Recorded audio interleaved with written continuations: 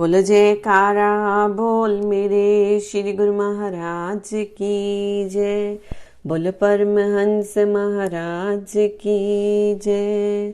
श्री परमहंस अद्वैत मत श्री ग्रंथ पार्ट 8 श्री प्रथम पातशाही जी का जीवन चरित्र। श्री परमहंस दयाल जी से श्री सतगुरुदेव श्री दूसरी पातशाही जी का मिलाप। श्री सतगुरुदेव जी महाराज श्री दूसरी पातशाही जी टेरी स्थान में अवतरित हुए। बाल्यकाल से ही वो सरल स्वभाव के थे, दिव्य आनंद में लीन रहते थे। बचपन में ही वह पर्वतों की कंदराओं में बैठे रहना तथा आत्म स्वरूप का अलौकिक आनंद प्राप्त करते रहना इनका नियम था। ये जन्मजात अवतारी विभूति थे। जब सन 1904 ईस्वी में श्री परमहंस दयाल जी पहली पातशाही जी महाराज दीवान भगवान दास जी के साथ टेरी पधारे, तब वहां सत्संग उपदेश की पावन धारा निरंतर बहाते रहे।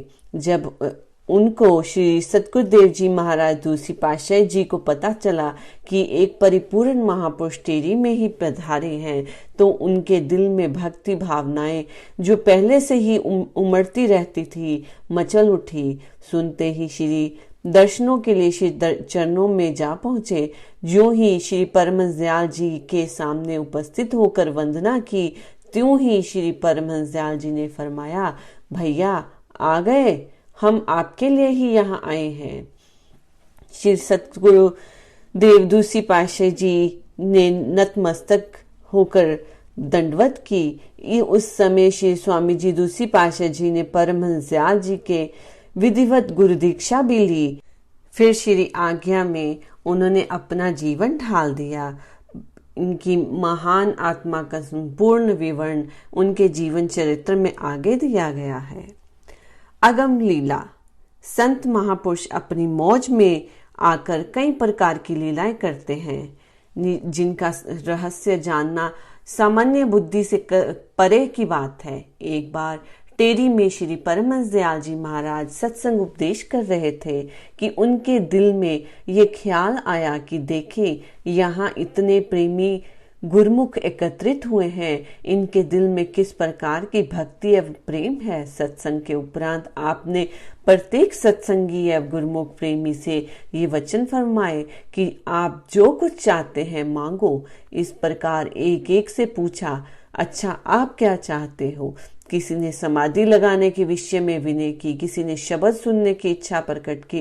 इस प्रकार क्रम से सब ने अपनी अपनी इच्छाएं व्यक्त की। श्री परमहंस दयाल जी भी उसी अनुरूप युक्ति बतलाते जा रहे थे। अंत में जब सबसे पूछ चुके तो एक कोने में एक व्यक्ति दुबका हुआ बैठा था। उस पर कृपा दृष्टि हुई। श्री परमहंस दयाल जी ने उस और संकेत कर कहा, कहो साहिब, आप क्या चाहते हो?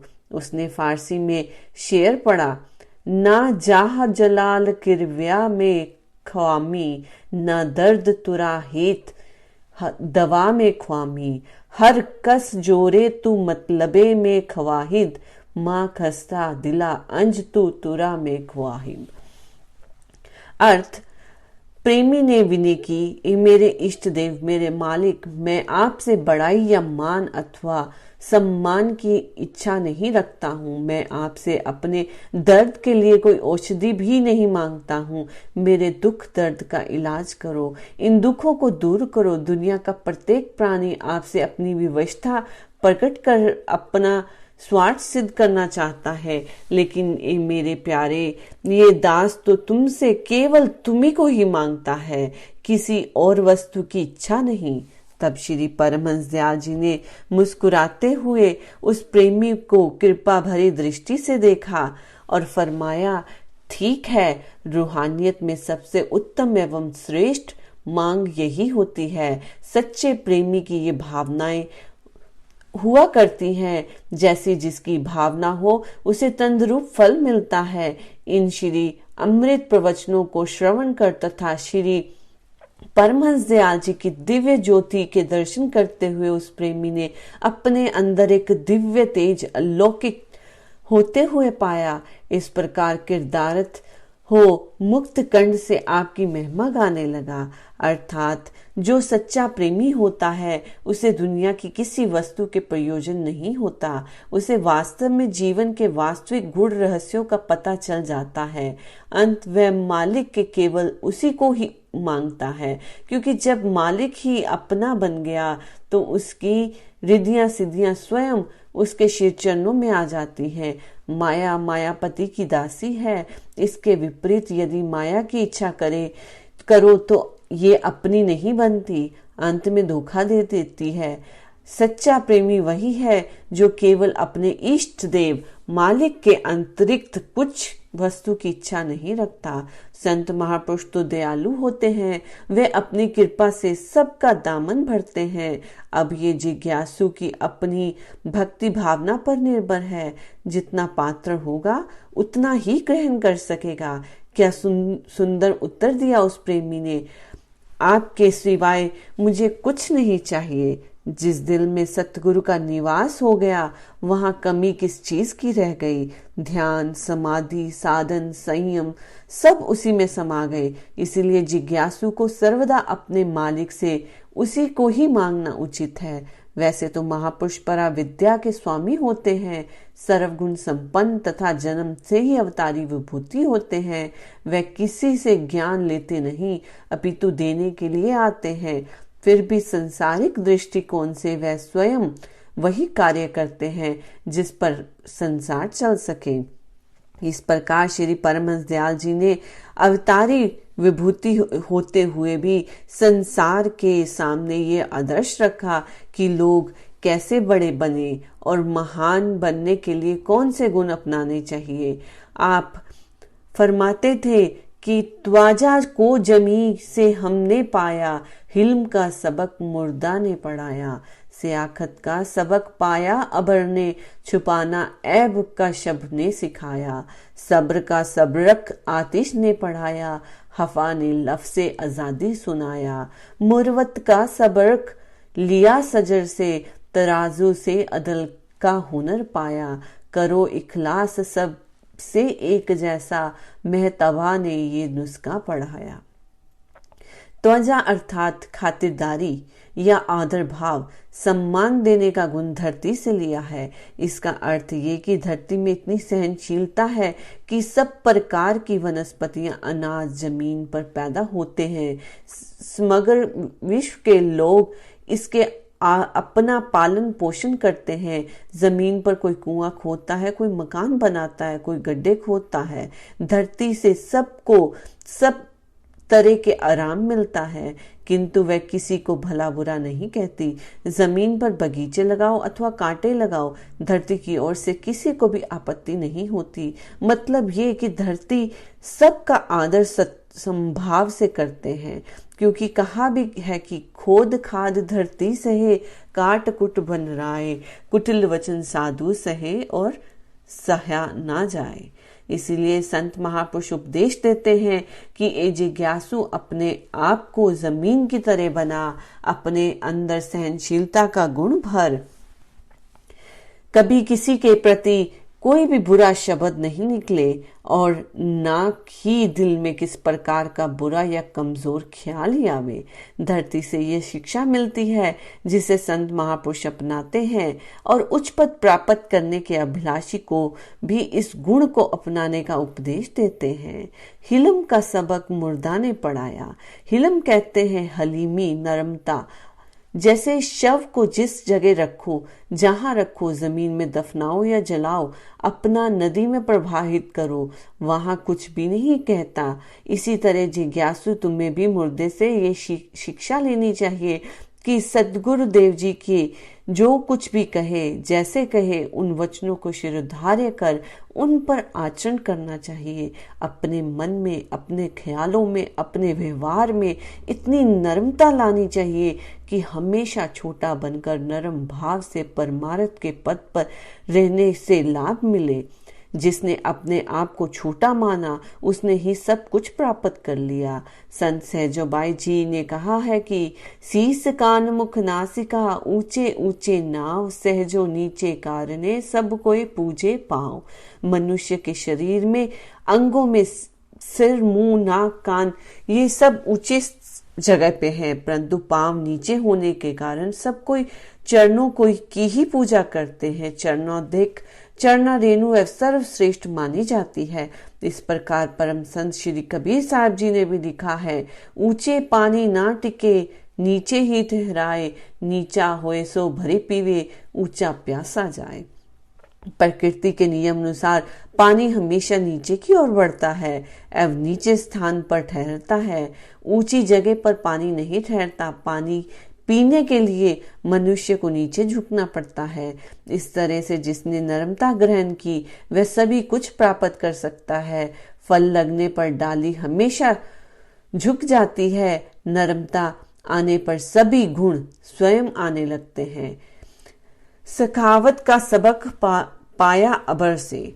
सखावत कहते हैं कि उदारता या विशाल दिल को बादल में उदारता परोपकार का सर्वश्रेष्ठ गुण है। बादल समभाव से सब जगह पानी बरसाता है। बादल के लिए बंजर, उपजाऊ, अनुपजाऊ, कलर, पहाड़ी, चट्टानी तथा मैदानी भूमि और तालाब, नदी, नाले सब बराबर हैं।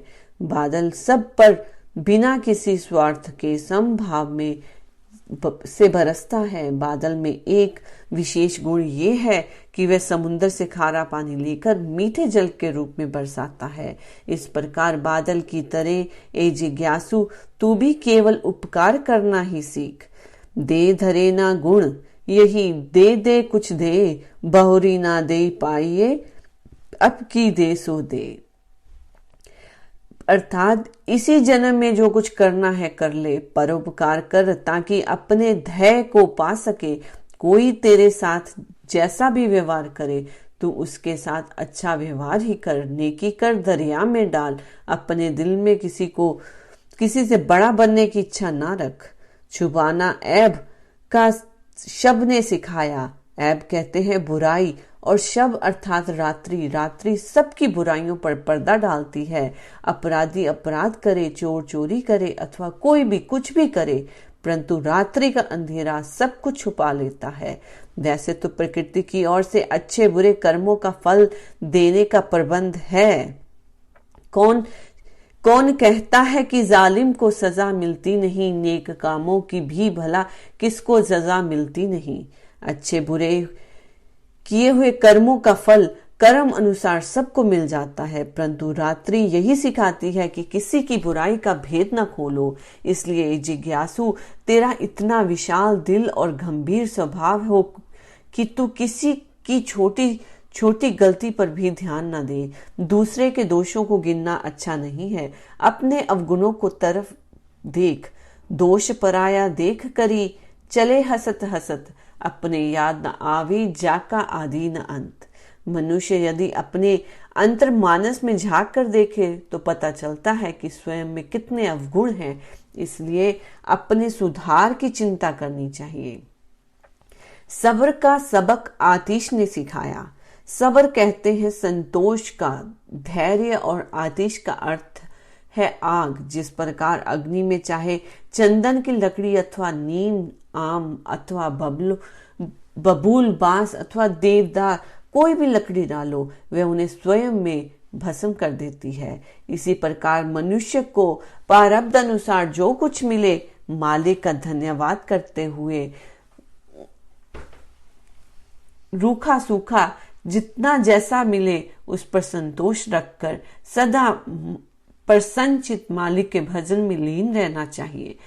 प्रारब्ध तो अवश्य मिल जाएगी। यदि इंसान इच्छाओं को बढ़ाता जाए तो वह स्वयं दुख रूप बना रहेगा, क्योंकि कर्म कम डलू कर गहे, तुलसी जह लग जाए, सरिता सागर कूप जल, बूंद न अधिक समाए।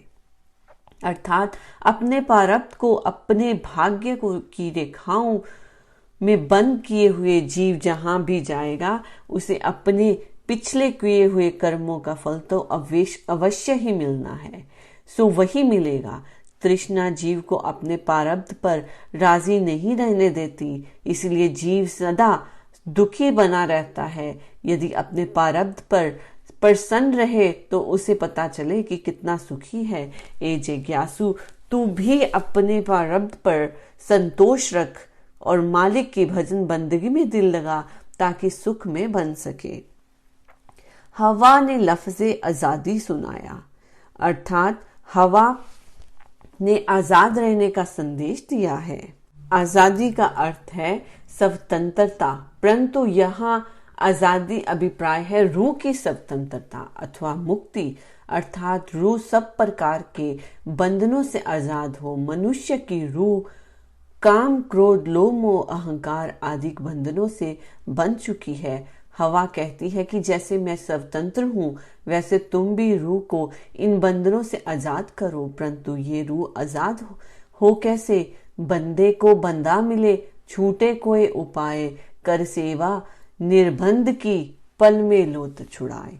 ये जीव तो माया मोह के बंधनों में जकड़ा हुआ है, जिसे समय के संत महापुरुष जो कि स्वयं इन बंधनों से मुक्त होते हैं, वही जीव को आदि व्याधि उपाधि त्रय तापों से मुक्त कर सकते हैं। अन्यथा जीव इन विकारों से निकलने के लिए स्वयं समर्थ नहीं है। संत महापुरुष जिस भक्ति पथ पर को दर्शाते हैं वह भी यही कहते हैं कि भक्ति स्वयं स्वतंत्र है। इस मार्ग पर चलने से ही जीव स्वतंत्र हो सकता है, क्योंकि जो स्वयं आजाद होगा वही बंधन में पड़े हुए को छुड़वा सकता है। जो स्वयं बंधन में पड़ा हुआ है वह दूसरों को कैसे छुड़वाएगा? अंत संत सतगुरु की शरण में आकर ही जीव बंधन से मुक्त हो सकता है। इसलिए ए जिज्ञासु, बंधन से मुक्त होने का साधन कर संत महापुरुषों की संगति का लाभ उठा, तभी तो माया के बंधनों से आजाद हो सकेगा। मुरवत का सबक लिया सजर से। मुरवत का अर्थ होता है लिहाज, हमदर्दी। सजर कहते हैं वृक्ष को। संत महापुरुषों ने वृक्ष को परमार्थ की श्रेणी में गिना है। वृक्ष, तालाब, मेघ तथा संत जन ये संसार में परमार्थ के लिए ही आते हैं। ये लोगों को लाभ भी पहुंचाते हैं। वृक्ष के विषय में पंजाबी कवि ने लिखा है, बंदे कोलों रुख चंगेरा, जेड़ा लग पवे बिन लायो, धीमा खाए ते फल खवाए, अते फर्क न करदा छायो। चंगा खावे ते चंगा पहने, अते रब दा नाम पुलायो, आख गवाला मोया जीवदा, तू केड़े कम आयो। वृक्ष का ये स्वभाव होता है कि वह जंगलों में तो बिना उगाए ही उगता है, कुदरत की ओर से, परंतु कहीं कहीं पर लगाना पड़ता है। फिर उसके स्वभाव की विशेषता का वर्णन करते हैं कि जब उस पर फल लगता है तो वह नीचे की ओर झुक जाता है। लोग उसको पत्थर मारते हैं और वह उन पत्थरों के बदले मीठे स्वादिष्ट फल प्रदान करता है, जिनके सेवन से स्वास्थ्य बनता है। वृक्ष के पत्तों से झोपड़े बनाए जाते हैं, खाद बनाई जाती है। वृक्ष की लकड़ी मकानों में घरेलू वस्तुओं अर्थात मेज, कुर्सी, चारपाई बनाने तथा आग जलाने आदि में प्रयोग में लाई जाती है। किसी कवि ने तो इतना तक कह दिया कि मनुष्य का जन्म, यौवन, प्रौढ़ावस्था, बुढ़ापा और मृत्यु समय तक लकड़ी से ही संबंध है। जन्म के बाद शिशु का झूला, कुछ बड़ा होने पे बाल्यावस्था में तख्ती, खेलने के लिए सामान, यौवन में ठाट बाट के लिए लकड़ी का सोफा, मेज, कुर्सी आदि, एवं बुढ़ापे में लाठी के सहारे चलना। अंतिम समय दाह संस्कार भी लकड़ी से होना, अर्थात आदि में से अंत तक मनुष्य का लकड़ी से संबंध होता है। ये लकड़ी वृक्ष का ही दूसरा नाम है। संपूर्ण जीवन ही मनुष्य का लकड़ी से सुखदायी बनता है। विचार किया जाए तो वृक्ष को अपने तन से कोई स्वार्थ नहीं, वह कटने के लिए कभी निषेध नहीं करता, चाहे उसे कोई कुल्हाड़ी से काटे अथवा नीचे रखकर चाहे किसी जाति का मनुष्य उसकी छाया में बैठ जाए, वह सबको छांव देता है। उसके लिए उच्च नीच सब बराबर है। इस प्रकार ये जिज्ञासु अपने जीवन को वृक्ष की न्याय परमार्थी बना। कहा भी जाता है, भले से भला करे ये जग का व्यवहार, बुरे से भला करे विरले संसार। सर्वसाधारण की ये स्वभाव होता है कि जो भलाई करे उसके साथ ही भलाई करते हैं, परंतु जो बुराई करने वाले के साथ भी भलाई करे तो मनुष्य संसार में कोई कोई भी मिलते हैं, वृक्ष उनमें से एक है। तराजू में अदल का हुनर पाया। अदल इंसान या न्याय करता है। ये तो सबको विदित है कि तराजू सबको न्याय सिखाता है। जरा सी वस्तु घट बढ़ जाने से पलड़ा नीचे ऊपर हो जाता है। इस तरह प्रत्येक मनुष्य को अपनी आत्मा की तुलना दूसरों से करनी चाहिए। इसका अर्थ ये कि जिस काम को तुम स्वयं अच्छा नहीं समझते, जो तुम्हें स्वयं अच्छा ना लगे, ऐसा व्यवहार दूसरों के लिए मत करो। दूसरों को अपने से हीन समझना अपनी ही हीनता है। जैसा व्यवहार तुम अपने साथ चाहते हो, वो वैसा दूसरों से करो। करो इखलास सबसे एक जैसा, मेहतबा ने ये नुस्खा पढ़ाया। इखलास व्यवहार, मेहतबा का मतलब है चांद। जैसे चांद सबके साथ समभाव से व्यवहार करता है, अर्थात सबको समान रूप से रोशनी तथा ठंडक प्रदान करता है, इसी तरह इंसान को भी इससे ये शिक्षा लेनी चाहिए कि सदा दूसरों के लिए साथ मीठा बोलो, सरल स्वभाव से दूसरों के लिए दिल पर ऐसा प्रभाव डालो कि वह जिंदगी भर भूलने ना पाए। जैसे चांद की रोशनी से भूले भटके प्राणी को रोशनी प्राप्त होती है, इसी प्रकार ही पथ प्रदर्शक बनकर दूसरों को मार्ग दिखाओ। ए जिज्ञासु, यदि तुझे ध्येय प्राप्ति की अभिलाषा है तो सबके साथ समान भाव रख तथा निस्वार्थ व्यवहार कर, तभी तू मंजिल पर पहुंच सकेगा। कितना परमार्थ भरा है एक एक पवित्र वचन में। बोलो जयकारा बोल मेरे श्री गुरु महाराज की जय।